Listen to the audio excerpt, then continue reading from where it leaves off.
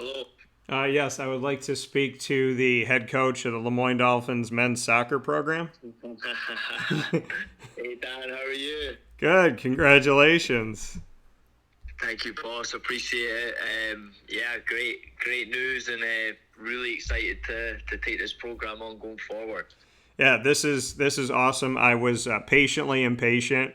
Bob can tell you that I think I asked him enough times. I don't know if there's a number that can equal enough, but I definitely was having some fun with it through the process, and we spoke very highly about you and got to have obviously a conversation going into the decision about what you've done no matter what. But how was the process going through the process of applying to be the official head coach?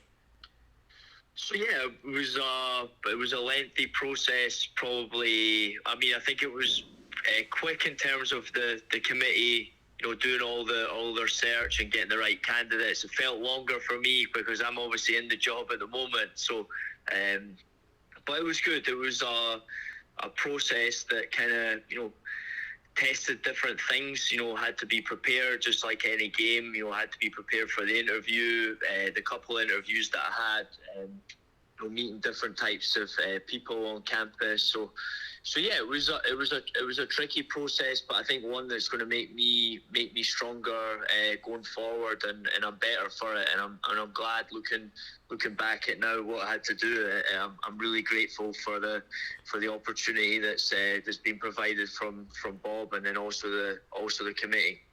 Yeah, you went through a process of being a student athlete at LeMoyne to being an assistant under Tom Bonus to Tom after 20 plus years retiring from the position to becoming the interim head coach to now being the official head coach. To you, it probably feels like a whirlwind, like these happened all in succession of like a few days. But at the same time, like you said, it was a long process. How have you thought about the fact like I was a student athlete and then, I come back, I'm an assistant coach, I'm under Tom. Tom tells me he's leaving. I get the interim position, and now I'm the head coach of the program that hasn't had a new head coach in over 2 decades.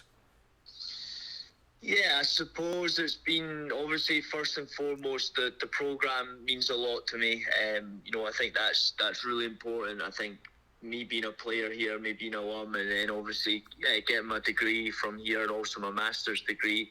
It's a place that's meant a lot. I've built up some fantastic connections along the way. Built up some amazing relationships with people I'll have for life.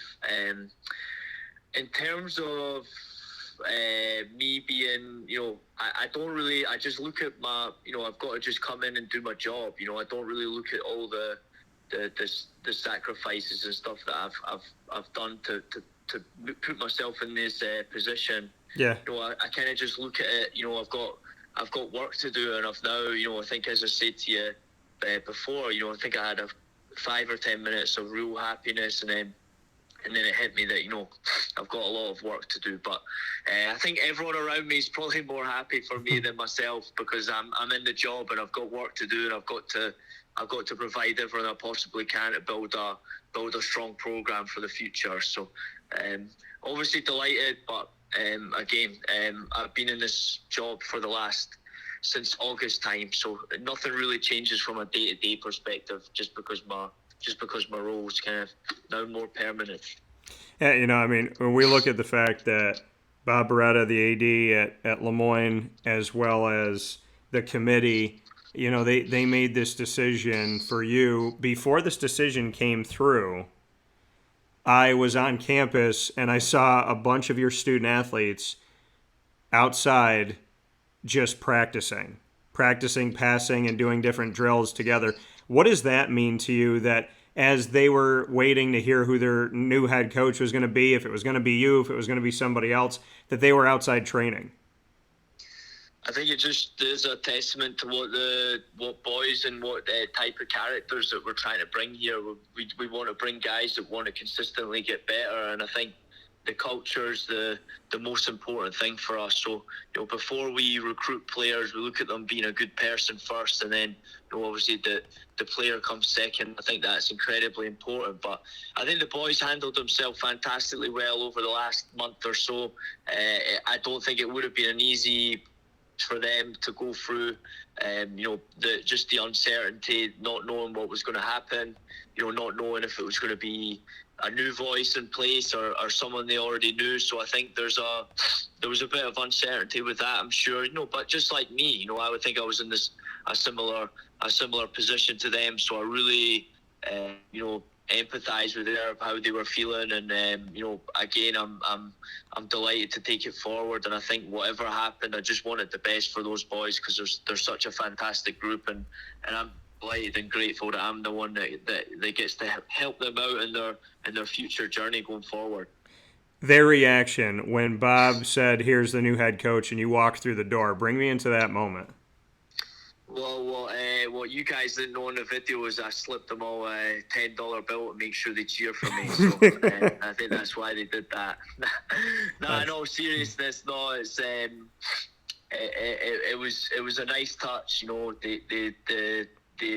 thought the marketing team did a great job. They had to keep it a secret, and obviously with me walking in, I'm not sure what the boys were thinking, but it was nice to see their reaction. And again, it's about, I think this job, why I love it so much, is about building relationships with the players and helping them become better men in the future. So again, delighted for that, but I'm not so much a person that likes to watch these things back over and over again. I think I watched it back once and then I moved on from there. But it was great. Going through here, more than 65 applicants. There were, when they got down to finalists, there were still people applying for the job to come in. There were 7 semifinalists, 4 finalists. What do you think got you through all the way to the end? I think I had to prepare like any other game this season, and really be thoroughly organised and make sure that I obviously knew that people within the building knew who I was, but I still had to go out and really show my vision and show the parts of me that they maybe don't know, or they maybe wanted to know more of. And I think the plan, the vision, what I see for the program, the passion for the school, the passion for the athletic department. So I think obviously there was a load of that, and I know there was some fantastic candidates in for it as well. So I think it's great to come out and get the job, but also it's a testament to what this place is about, and the fact that they were able to attract some great candidates just shows where the program's going, but shows the lure of the school and the athletic department as well. So yeah, absolutely delighted. But again, just got to move forward and try and improve the squad, improve the program day by day. I think that's just a big goal for me. Well, and getting on the recruiting trail, obviously, right? So you're getting ready to go out there and do what you need to do. I mean, it's something that you've had to do through this process. How did you kind of go through the dance of you're out there interviewing to be the head coach, to stay the head coach, to be the official head coach, and at the same time you have to have a plan in recruiting, you have to be able to reach out to people and whatnot. So how did you balance all of that, and what kind of was your message as you're trying to expand the roster? I think it's been tough, obviously. Naturally, I think with recruits coming in, they want why they make a commitment to anywhere is they obviously want to come to the school, but also the coach that's going to give them that platform to play. And I think that was tricky, obviously, through this process. There was a lot of questions being asked, but again, I just have to be frank and honest with the players coming through and the guys I'm talking to. But the hard work has been in place since the season ended. So it's just about trying to wrap some things up, and I think we've got a lot of work to do still over the next couple of months. But again, there's there's a really good base here that, and I think first and foremost, I want to try and bring in players that are going to be competitive and build to the culture that we've got here, and it's really important for me and my coaching staff to really develop the players we've got, and continue to make them better. And I think that's a huge priority for us. So whilst the recruiting aspect's important, the coaching and development is also vitally of importance. Callum, before I let you go, man, because obviously I'm happy with this moment and spending a little time with my dad, and we're taking a little trip. But I was like, I gotta carve out time to make this phone call because this phone call is important to me. There's a few things to get to quick. One of them is Edinburgh, Scotland. You and I spoke about it. That's where you're from. And ever since you and I did like our first interview and we spoke about Edinburgh, I have seen it in movies. I've seen it in TV shows. Was there a watch party in Edinburgh? Were there people waiting by the phone to find out that you got this job? No, I'm actually going home. I get to go home on Tuesday, so I'm really excited about that, to see the family. I think the news of this obviously will make my trip more relaxing, and the fact that I know where I'm going to be for the foreseeable future, but also it'll be good for me to start to build on the recruiting connections that I've worked ever so hard to connect with in the UK and in other countries in Europe. So I think that gives me that platform as well. But more importantly, to spend time with my mum, dad, my brother, and my Emma's coming back with me as well, which is just great. So we've got a lot of things planned out, so I'm extremely excited for that. But just to spend time with my family is going to be over the holidays. It's going to be a great moment. Recruiting plans. We're going all over the world. Is that the view right now? Absolutely. I think as long as we identify guys that are going to fit into the culture, wherever they're from, I think that doesn't matter to me. I think the one fantastic thing is we've always had in this program is a lot of diversity and guys from different cultures and different countries. So I think it's been great, and we're willing to, and we'll do everything we can to build on that to make sure that we're building a fantastic squad and a competitive squad in the future. So we're excited, but so. Looking forward to that as well. What was the plan when you said, when you're going through the interview process, you had to let them see other sides of you, you had to describe in depth what your plan is moving forward? What is the plan? What were the pillars that you wanted them to know, hey, if I'm the head coach, this is what I'm going to do? I think there was, there's so many different things and I think any coach will respect that how many different things that you have to handle as a coach. And I think the plan overall is to build a team that consistently improves year on year, and then also, we want to be competitive within the conference as well. We want to. So I think making the playoffs in the first year was great, and I think it's just up to us to continue to build on that. And I think we want to try and create a program and a culture that builds on year in, year out, and we're just topping it up with good people and obviously good players as well. So I think that's really important. Just we want to have that kind of sustainable improvement approach. Every year we want to get better. It's the approach we take every single day with training. Can we get 1% better? We're not looking to do anything drastic over a year, over a short space of time. We want to try and just continuously improve. And I think if we have that approach, I think in a couple of years' time we'll be in a really good spot. I mean, making the postseason, you're the first team for LeMoyne as a fully fledged Division I institution, first team to ever make the postseason. Do you feel like that had a role in going through this process and going up against current D1 coaches, former D1 coaches, as well as D1 assistants? Do you feel like that was a leg up, saying like, hey, I was the interim head coach and we tied 7 games, a lot of those games on the road, playing up against competition we had never seen, and we made it to the postseason? I mean, do you feel that helped in your favor to put you where you are right now? Yeah, I think only maybe the committee and the people making the decision can look at that. I think what I think we showed this year is that we were competitive in all the games that we played, and I think that's it's a testament to the boys. It's a testament to the group, the what we tried to build here in our first year. Obviously, there wasn't a whole lot of planning, given that first and foremost the transition to Division 1, and then obviously the news about Tommy in the summer. We knew there was going to be a lot of transition, so it was about trying to put something in place that made us competitive, and I think the boys embraced it. So whilst maybe they'll look at that from a coaching standpoint, but I think for me the credit's got to go to the players for what we achieved this year. I think they were fantastic all year, and I think they're going to embrace this transition moving forward. Did you talk to Tom Bonus after you officially got the job? Yes. So he has been incredible for me, obviously through my time as a player and as assistant. But I think what shows what his true character is along this way.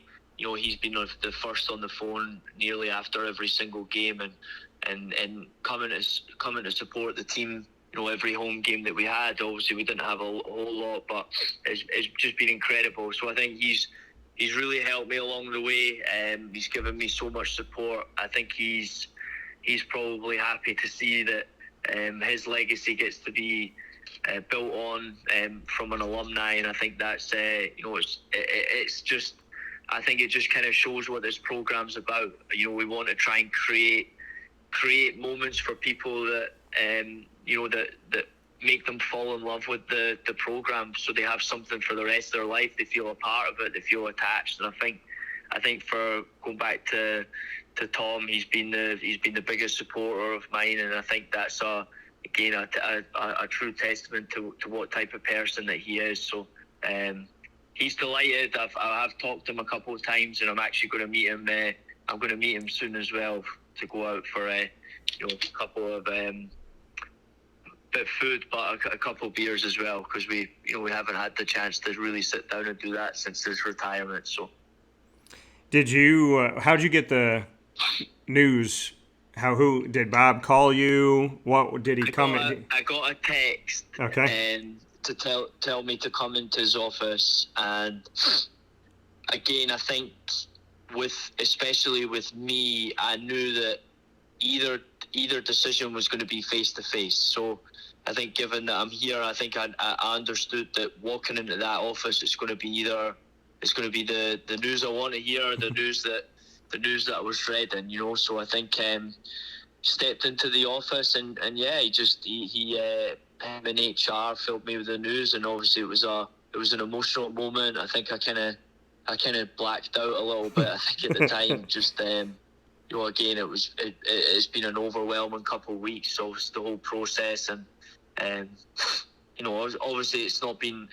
I'd be lying if I said the whole process was easy. It's been that's been far from the truth. But it's been, as I said, it's been a process. It's helped me come out stronger and helped me develop myself for the future. And I think it's and as I said, hopefully there was things that the committee and people around LeMoyne found out about me that maybe they didn't know, or they wanted more. So that's how I found out, and then obviously I had to keep it under strict wraps until the following day. So when they wanted to release it to the players first and foremost. So obviously told my family on the night where I found out, and I think everyone was delighted. So great moment. But as I said, it's a moment that's it's in the past for me, and I have to look forward and work to build in this team for next year. Was it hard to not call me when you found out? To be honest, Dan, it was hard not to call a lot of people, because I think the one good thing about the one beautiful thing about life is when you have good moments, you want to share it with people, and so I couldn't share it with everyone obviously that night, but I knew the following day was going to be nice, and just getting to chat to people about it, and obviously the messages of support have been incredible, and I think it's another reason why you do this, you do something you love, and you get rewarded for it, and I think that's is such a nice thing. Well, I mean, I want to. I mean, congratulations is obviously in order. The reality of it all is, in the time that I've known you, and all the time that we've gotten to spend together on the air, off the air, it's been a true honor. I am ecstatic. I think it speaks volumes to Bob Beretta in the fact of that he wanted to see his guy excel, and somebody that had an opportunity to continue to have that opportunity. I think it speaks volumes of him. I think it speaks volumes of you to prepare yourself to take over officially. You never acted like an interim head coach. You never acted like it was temporary. So there's all of that stuff that I think about. But then I think about the man and just who you are. And, selfishly, my job is fun because of the people that I get to work with every day. And you're one of those people that I love talking with, because it's hard, because I know I'm tough to understand to the English ear, and you're very easily understood. When it comes to accents, I'm the one that you got to kind of listen a little bit closer for. But the reality of it all is you're a fun human being. You're a good guy. You work your tail off, and you're up for anything, and you always make time. So I think for me, selfishly, I get to spend a lot more time with you, which is fun. And at the same time, I couldn't be happier for LeMoyne, because like I said, it speaks volumes about who they are and what they do, and not just saying stuff and lip service, but actually living it. So I think all around, it's a great decision. I really, honestly, I can't say enough words except for what I thought immediately, which was, let's go. So I was really excited about that. I'm going to keep being excited. I know you got to go to work and do your thing, but I couldn't be more excited, Callum. I appreciate that, Dan. I appreciate it. And again, it's a great thing about this job, is being able to build and develop the relationships, and I think that's really important for me. And I think obviously the relationship we built along the way is, and we'll grow that further, which has been good. So absolutely delighted. But again, like you said, I've got work to do, and I've got to get back to it, and that'll continue over the break. So. Well, and because you got a nice pay raise, I'm thinking you can buy me a drink when I see you next. I appreciate that. But, all right, boss. Well, I appreciate the call, and I appreciate talking to you today. So. Always. Well, congratulations to you and your loved ones, and I'm happy that I get to see you on this journey and share this with you, because, like I said, it couldn't happen to a better person. So I'm very, very excited about what's to come, and can't wait to see what we're going to do next after the playoffs were the primer here. So definitely looking forward to it, and I'm just happy for you, man. I'm very happy for you. Thank you so much, Dan. All right, take care.